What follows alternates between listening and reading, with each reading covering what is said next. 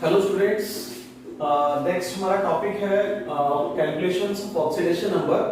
अगर आपको याद होगा कि पिछली वीडियो में मैंने आपको बताया था कि हम कुछ एक्सेप्शनल केस करेंगे, ठीक है, कि जिसमें कुछ एक्सेप्शनल कॉन्फ़िगरेशन हम निकाल पाएंगे ऑक्सीडेशन स्टेट। वो आज हम स्टार्ट करेंगे कि कैसे एक्सेप्शनल वाला कैसे किया जा सकता है। बेसिक हम कर चुके थे, अगर आपको याद हो। बेसिक में हमने ये एलिमेंट्स के याद किए थे कि आपका ऑक्सीडेशन नंबर आपको ये याद होने चाहिए, और कुछ हमने एग्जांपल्स भी किए थे इनके ऊपर।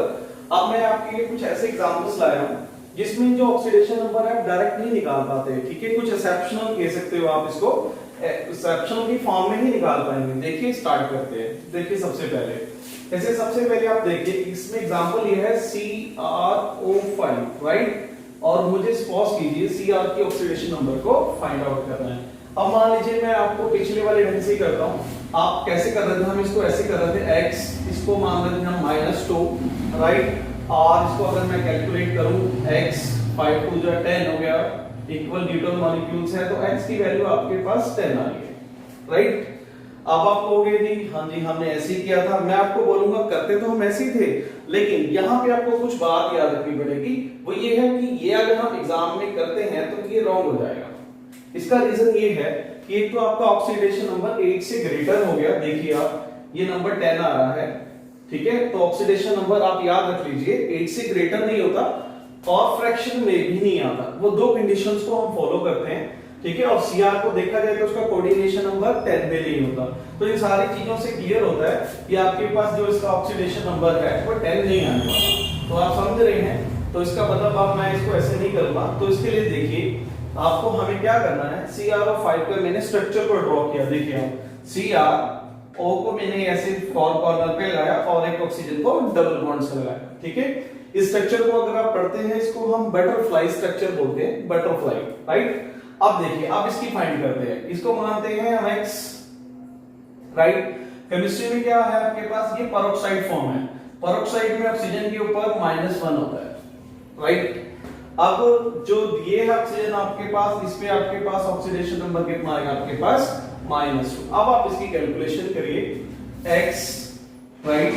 अब देखिए -1 वाले कैलकुलेट कर लीजिए आप। -1 वाले आपके पास कितने बन रहे हैं 4, तो मैं उनको एक साथ लिख देता हूं, -4। और 2 वाला मेरे पास -2 है और न्यूट्रल है तो इक्वल टू 0, राइट। अब आप इसकी कैलकुलेशन कीजिए। कैलकुलेशन करके आपके पास आंसर आ रहा है 6। तो ये इसका राइट आंसर होगा, राइट। नेक्स्ट, ऐसे ही नेक्स्ट एग्जांपल करते हैं। स्पॉज कीजिए, नेक्स्ट आपका ये था H2S4O6। अब हम इसको भी पहले वाले की तरह करके देखें। चलो जी, +1, इसको हम x कंसीडर करते हैं, ये -2, ठीक है। आप इसको कैलकुलेट कीजिए, +2 +4 को x से मल्टीप्लाई किया 4x, 6 2 12 equal to 0, right. Calculation करते हैं, 4x इक्वल में 10 आ गया आपके पास, x इक्वल टू 10/4, 5/2 और आंसर आता है 2.5, ठीक है। अभी मैंने आपको बताया था कि एक तो फ्रैक्शन में नहीं हो सकता, यानी s की जो पॉसिबिलिटी है वो फ्रैक्शंस में यहां पर नहीं आ सकती। तो ये अभी आपका, अगर हम इस मेथड से इसको कैलकुलेट करेंगे तो ये हमारा रॉन्ग हो जाएगा, ठीक है। तो अब इसको सही वे से कैसे करें, तो देखिए, तो इसका जो मेथड जो होगा आपके पास वो आपका स्ट्रक्चर होगा। आप इसको स्ट्रक्चर वाइज ड्रॉ कीजिए। देखिए मैंने किया हुआ है, तो आप इसको स्ट्रक्चर की फॉर्म में बना लेंगे। अब देखिए, आप एक कंडीशन और होती है, इसमें जो s है, मेन इसमें जो s है ना, वही आपको ध्यान रखना है कि s में क्या हो रहा है। ये जो s है, हर इसमें जो s का सेम नहीं आ सकता। तो इसमें जो ये एलिमेंट्री स्टेट में है, ये दोनों है, इसका हम ऑक्सीडेशन नंबर 0 लेंगे, जो मैंने आपको सबसे पहले बताया था, अगर आपको याद हो कि एलिमेंट्री स्टेट में उसकी वैल्यू कितनी होती है 0। अब आप इसको कैलकुलेट की जैसे आप करते हैं, हमें इसमें x का निकालना है। ये x हो गया हमारे पास, ये भी x हो गया, राइट। -2, इस पे भी -2 आपका, ये भी -2, ये भी -2, ये -2, ये +1, ये -2 और ये +1, ठीक है।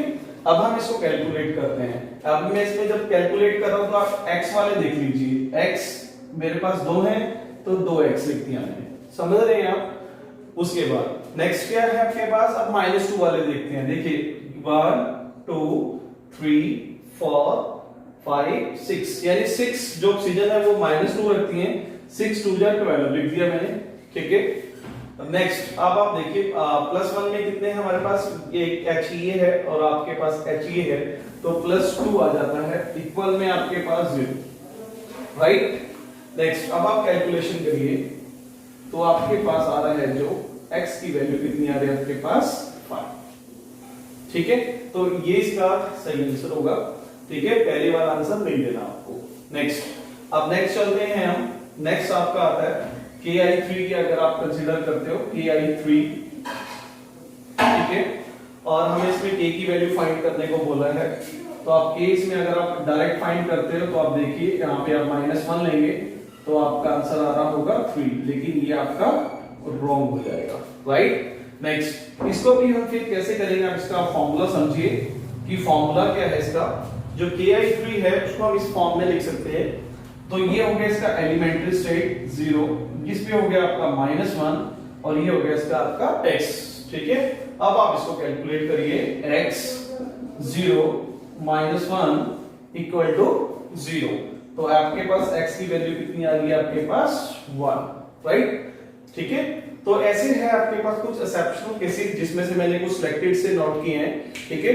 आप और भी इसमें आपके पास सिलेक्टेड हो सकते हैं, ये मैंने आपके लिए किया है कि आप कैसे ही एक्सेप्शन वाले केस को कैसे सॉल्व कर सकते हैं, ठीक है।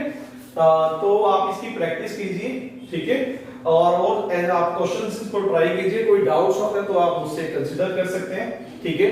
तो आज का हमारा जस्ट यही टॉपिक था, हमें यही का आज के लिए करना था, तो बाकी हम नेक्स्ट वीडियो में करेंगे। Thank you.